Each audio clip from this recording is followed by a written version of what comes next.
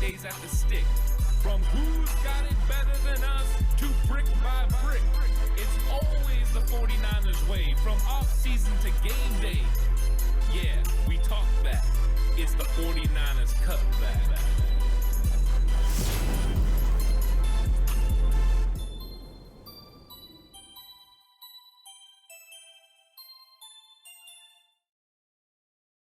It's 49ers Cutback Podcast time. Welcome to the show. I want to talk about edge rushers. 49ers definitely need edge help. Why is that? Because they have a ton of free agents right now. Samson Ebukam, Charles Omenihu, Jordan Willis, just to name a few. And that's not including a guy like Kerry Hyder that's played on the inside, played on the outside. The 49ers usually spend a pretty good amount of their salary cap space in one position. John Lynch, talking at the Combine, talked again about their commitment to the defensive line. They have Nick Bosa, the league-leading sack leader. But opposite of him, they've had Samson Ebukam and Charles Omenihu that have gotten 5 to 4.5 sacks. That is just what they've provided opposite. Can the 49ers upgrade that? Or do you just bring back Ebukam and Charles Omenihu, depending on how much you can sign them for, and roll it back, run it back with what you have? I think that's a big decision. But the way you go about it first is you have to evaluate the field and who fits what the 49ers do. Are there any guys that are big time that can potentially put you over the top defensively? And all the while, are there also some cheap options you might turn to? We've seen the 49ers go this route with Hyder, trading for Charles Omenihu or re-signing Jordan Willis. This is just something they do. They want to have a consistent rotation of edge players that not only can rush the passer, but can also set the edge against the run.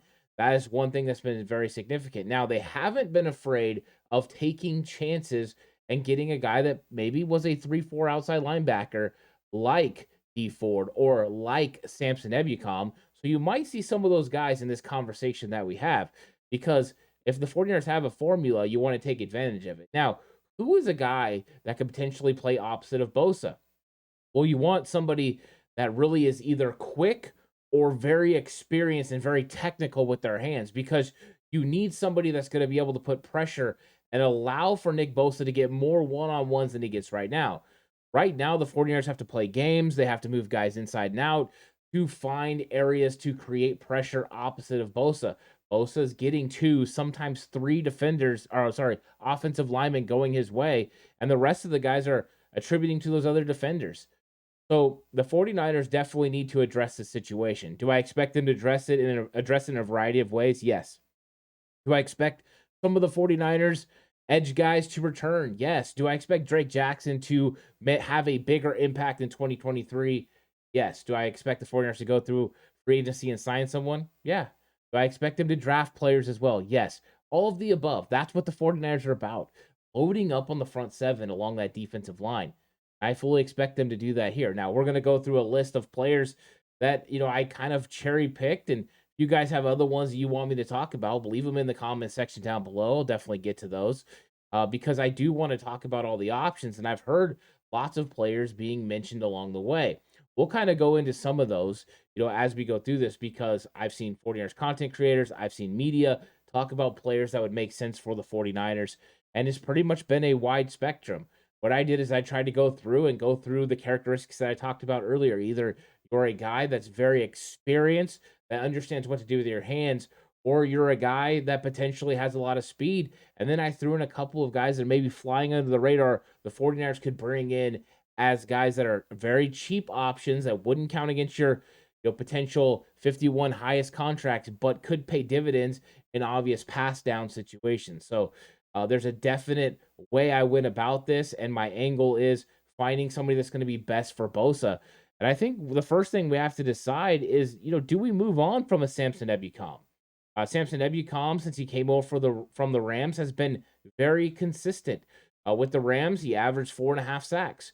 With the 49ers, first year, 4.5 sacks. Last year, career high 5 sacks. He played in 15 games.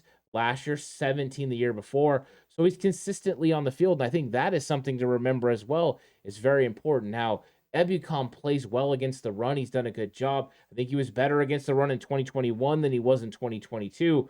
But he's definitely somebody you can count on. And the 49ers were paying him a little over $6 million, and his market value is not going to go up that much. He's going to be kind of in the $7.5, $8 million range. So if you want to kick him a little bit of extra money and bring him back, you could definitely do that. We know he's well liked. I do believe, though, that they expected more from Samson Ebukam. I think when they signed him away from the Rams, number one, they didn't know what they were going to give a D4. They didn't know Ford was going to be a guy that came in on obvious pass downs. But I think they thought Samson Ebukam could be that caliber of player, that speed rush guy off the edge. He was a guy that could run sideline to sideline as an off-ball linebacker. That's not what we've gotten from Ebukam so far. He's made some definite improvements. He's done a pretty good job. I think last year he was dealing with some injuries. But 5 sacks is you want more than that. I think the 49ers really believed he could be a 10-sack guy opposite of Bosa. And if he was, it would change the game for sure. So you have to decide on Ebukam. And if you decide you need more production from him, then you could go another route. Then there's question marks if you bring him back as a role player. I don't think you can at $7.5, $8 million. But if his market's not there outside, which it probably will be because there's a market for every edge rusher, then potentially could come back for cheap. So Samson Ebukam is the first decision. And I think after that, you have to decide about Charles Omenihu. Charles Omenihu has been great for the 49ers. 4.5 sacks. Played all 17 games, played more snaps than Samson Ebukam, in fact. And he played a lot of those snaps on the interior and a lot outside. And we know the 49ers value that role that Omenihu played. We kind of coined it the Arden Key role last year. And then now it was Charles Omenihu's role. And I thought he did a very good job in it. He put a lot of pressure on the quarterback and did what the 49ers asked him. But he was making $870,000 last year. This year, he's going to get a significant raise. Or the 49ers potentially ready to just give him a Samson Ebukam?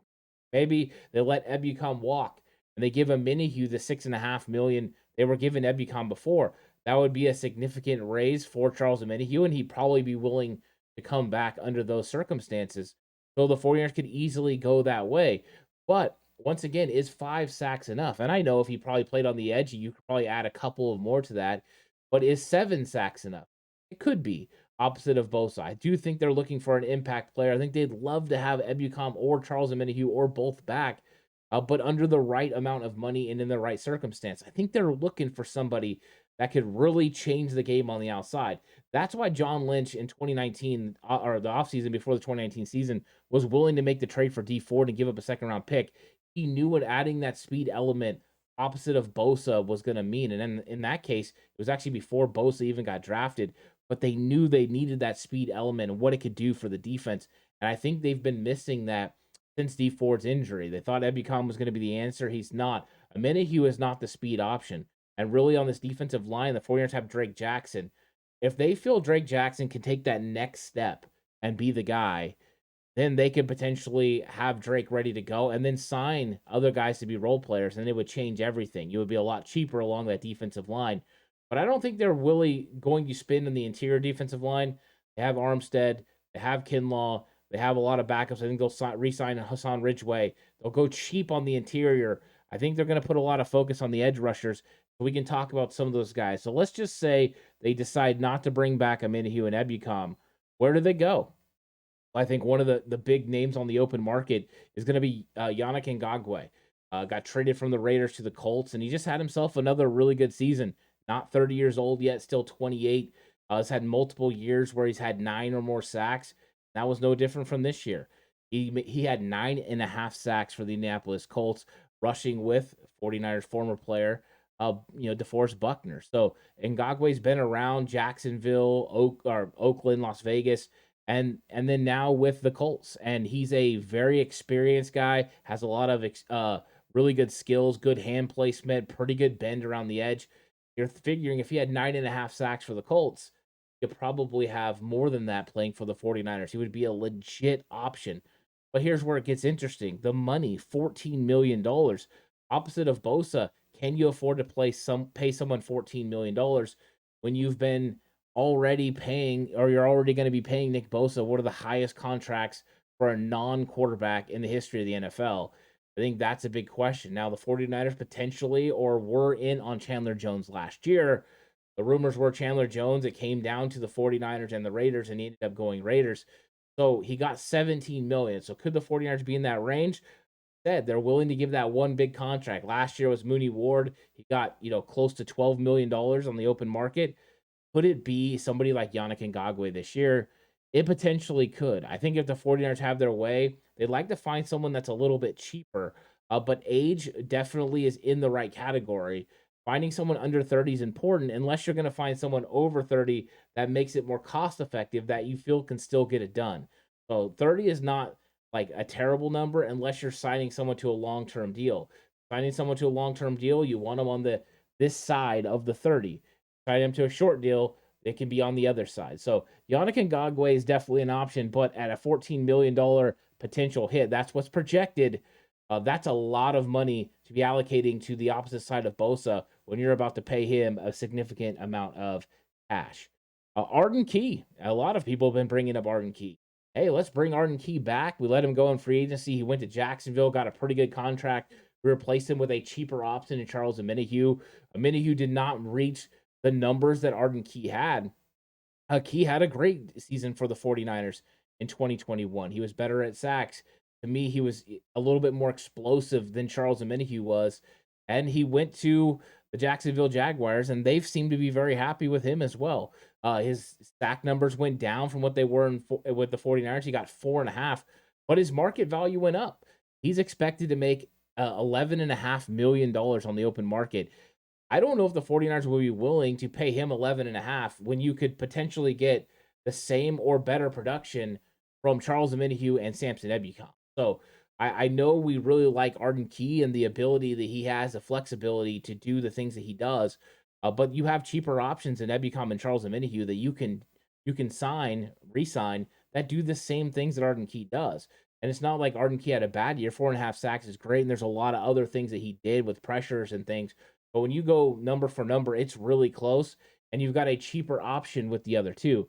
So for me, as much as I'd like to see Arden Key come back, this one doesn't make as much sense unless Chris Kasarik believes, yeah, he had 4.5 sacks for Jacksonville, but if you put him in our system and start him opposite Bosa, he could have more. My belief is that's not the case. I think when Arden Key had his most success playing for the 49ers was on the interior, and I don't think you're going to sign someone for his own role, the Arden Key role, at this amount of money to play those interior snaps.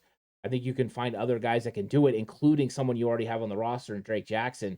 So Drake Jackson could be inclined to take over that Arden Key role this year. You've had Arden Key, you had Charles Omenihu, and now I believe it could be Drake Jackson's role this year. Even though most want it to be Jackson on the outside, opposite of Bosa consistently, I don't know if he's at that level at setting the edge and stopping the run. He does have an entire offseason, though, to get stronger, to get better at it. And I'm not going to put anything against him. He's very athletic. He's tremendously intelligent. So he can definitely figure it out and pull it off. But I think that's kind of where the 49ers are trending. So Arden Key, I'm not too sure about. But if you have different thoughts, let me know about it. Now let's talk about Justin Houston. Now we're getting to someone that's a little bit older. Houston, is a guy that's 34 years old. And that's pretty old for an edge rusher. But he's still doing it at a very high level. He had 9.5 sacks in 2022. I mean, that is basically Ebukam and Charles Omenihu's production within one player. So he was able to do that. Now, at this point in his career, he's definitely, aged farther, can't have as many snaps as he used to. But if you could bring this guy in as an edge presence on third down, you got to think it's a way to go. We talked about earlier about a guy who understands all the techniques, veteran presence, who knows how to use his hands, can still bend the corner and get to the quarterback. Justin Houston makes a lot of sense, especially with his projected number being $5.2 million. That is cheaper than what Samson Ebukam was over the last 2 seasons and could potentially be pretty close to what you were going to pay Charles Omenihu. So at $5.2 million, it's not a long-term situation where you can bring in Houston and he can solidify that right side of Bosa, but it could be a stopgap, or it could be a combination of a couple of players, including Drake Jackson and Justin Houston, working together to fill that role opposite of Bosa. To me, Justin Houston makes a lot of sense. We've talked about this over the last several years on this channel about guys coming in, ring chasing, taking a little bit less money, kind of that Ricky Jackson 1994 mold. I think Justin Houston definitely is a guy that could fit into that category, and I would be very happy if the 49ers signed him. We've been talking about him for 2 years on this channel that we would like to get him to San Francisco. Next up is Robert Quinn, and he's familiar to 49er fans, was with the Rams, then he was with the Bears. And, with the Bears 2 years ago, he had 18 and a half sacks. Spectacular. So that's what Bosa did this year. So Robert Quinn's got a lot of ability. Another guy on the opposite side of 30 as he's 33 years old, but he hasn't had a lot of production over the last 2 seasons. Only 1 sack last year for Philadelphia. He was a backup as part of their very, very impressive defensive rotation. But are you going to get on the field with Graham and with Hassan Reddick on, out there in front of you? Probably not.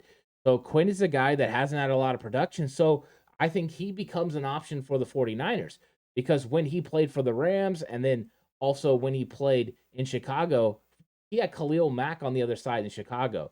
But when he has a very dominant pass rusher, his numbers go up. So potentially Robert Quinn opposite of Nick Bosa could be just what the doctor ordered for Quinn, not to mention the amount of money that he's going to make because he's had 2 years where his numbers have been down is going to be highly diminished. A guy that made $14 million last year, definitely not going to make $14 million. But at this point in his career, he might be looking for maybe a 1-year prove-it type contract so that way he can get back on the field, make an impact. And why not do it with Nick Bosa, who you know is going to get a lot of attention, get you a lot of one-on-ones, and you can get to the quarterback. You understand the NFC West and all those dynamics, and you could have an opportunity to make some plays and then potentially make a little bit more money after that. But you're 33 years old, so you don't have a lot of contracts left in you. But if you're willing to do it, roll the dice. Maybe you can get another one. You could do like Justin Houston and improve your value from age 33 to 34 and maybe reclaim some of that glory that you had just 2 years earlier where he had 18 and a half sacks. So Robert Quinn, to me, is a guy I think that could be on a list for the 49ers, especially if his number ends up being low, which it could be from all the production falling off. Next up is Melvin Ingram, and Ingram's been a guy that has played with Nick's brother Joey down with the Chargers, and so Melvin Ingram, 33 years old, same as Robert Quinn, so we're in that range. He made $4 million last year and had 6 sacks for the Miami Dolphins. So he was rushing opposite of Jalen Phillips, was a lot of times a guy that came in on third down, but still got some juice left in there. So I think Melvin Ingram, another guy that could be a very cheap option that makes sense as part of your rotation. He can come in and be a part of your second team unit, but also can put pressure on. The 49ers need a steady rotation of guys that can put pressure on. And because he's going to be cheaper, he's definitely an option. Now, do I think he's a starting guy opposite of Bosa? I wouldn't say that, but I do think he's a guy that could come in and help out along the way, especially if you believe that Drake Jackson's going to be that guy, or you want somebody to come in where him and Houston could work together to do that. So Melvin Ingram, a possibility for the 49ers in free agency as far as edge rusher. Now, next up is Carl Lawson. Now, Carl Lawson has not been released yet by the Jets, but he's scheduled to make close to $15 million this season, and he has no guaranteed money, so they can release him and save all that money, and it looks like he could be a cap casualty, especially with them in the mix trying to get Aaron Rodgers and big-time quarterbacks like Derek Carr. They might need that money, and Lawson at that point would become somebody that they release. Lawson was with the Bengals a couple years ago. His numbers have went up as a pass rusher. Now in 2021, he suffered an Achilles injury, had no sacks. But in his first year back in 2022, he had 7 sacks. He's definitely someone the 49ers were interested in when he was leaving Cincinnati. Robert Saleh went to the Jets, and he got him. So Lawson played in a style very similar to what the 49ers do along the defensive line. And now you could potentially get him with Chris Kasarik, a guy. Now he'll be a full season removed from an Achilles. You got to figure the explosiveness is back. Just built like a brick house. I mean, the dude's crazy, strong, and fast. Lawson might make a lot of sense for the 49ers, and potentially, because he's still trying to prove it, not as expensive as what might have been. He's definitely not going to get the $15 million type contract he got from the Jets a couple years ago, but it doesn't mean he won't get a pretty good one. But I think he would fit within the 49ers price range. He's not going to fit, the top Yannick Ngakoue type money, but he's also not going to be crazy like, low either. And none of that Marcus Davenport, $23 million a year. I don't think the 49ers are even willing to go that way at all. That's just too much money with Bosa going to be on the books. Now, here's a guy that's going to be really cheap, Chase Winovich. Winovich, of course, out of Michigan, drafted by the New England Patriots. His first 2 years, 2019 and 2020, he had 5.5 sacks for the Patriots. Then he really struggled in his third year, and then he was let go. He played last year with Cleveland, only had 1 sack. But does anyone play good in Cleveland? That's the real question besides Myles Garrett.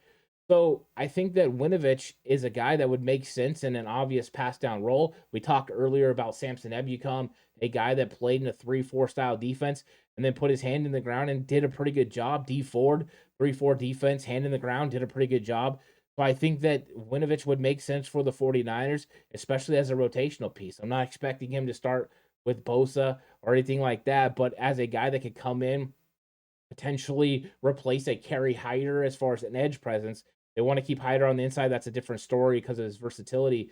But Winovich on third down, I think the Warriors could look to improve speed on third down, and maybe he's an option that the 49ers could potentially go to. And I don't see why he wouldn't make sense for them. Potentially they could get close to, that amount of 5.5 sacks. That would be huge for the 49ers. And then last on the list, Agbania Okoronkwo. I'm struggling with the name, doing the best I can. But this is a guy I enjoyed watching. He was with the Houston Texans this season. He was with the Rams before, kind of the same thing as Samson Ebukam. Now he's been playing 3-4 outside linebacker for a couple of years now, and he's done a really good job. He came out of Oklahoma. He's very explosive off the edge, but he had 5 sacks. He's only 27 years old, so potentially he could be a low-priced free agent that you bring in to replace Samson Ebukam and what he does. I think he's a developing guy. I think he could put a little bit more size on his frame and be even more impactful along the defensive line. So he's somebody that you could possibly look at as well to bring in and see what kind of impact he can make. But another guy with a quick first step, him, Winovich, guys like that make a lot of sense for the 49ers as they look to bring a element off the edge and be able to help 49ers defensive pass rush. It could be as simple as Ebukam and Charles Omenihu, or they could be all in on Drake Jackson. But I do think Drake Jackson is still developing. I think the 49ers, if they brought back Ebukam, they wouldn't be able to bring back Charles Omenihu. So I think it's an Andor situation, or it could be none if they decide to go big on one of these free agents. What would you do if you were John Lynch in this 49ers front office? Would you pay $14 million to have Yannick Ngakoue come in? Do you want to pay $12 million to have Arden Key come back to San Francisco? I want to know. Maybe you're a Justin Houston guy. Hey, let's bring guys in on the end of their contract. Let's bring in Justin Houston and Carl Lawson and have those two guys that can make an impact. That's a lot better than bringing in one guy like Ngakoue or one guy like Arden Key. I think those are all valid points, and I'm curious what you have to say. Let me know about what you think about this free agent edge rush class, and who would you bring in? And if you would just roll it back with the guys that we already have, let me know. It's going to be a lot of fun. Free agency is just around the corner. But thank you guys all so much for watching the episode. Looking forward to more content coming out here pretty soon. It's an absolute blast to get into free agency and then the draft. It's going to be a lot of fun. Thanks for coming by. And until the next time, stay safe and remember the right way is always the 49ers.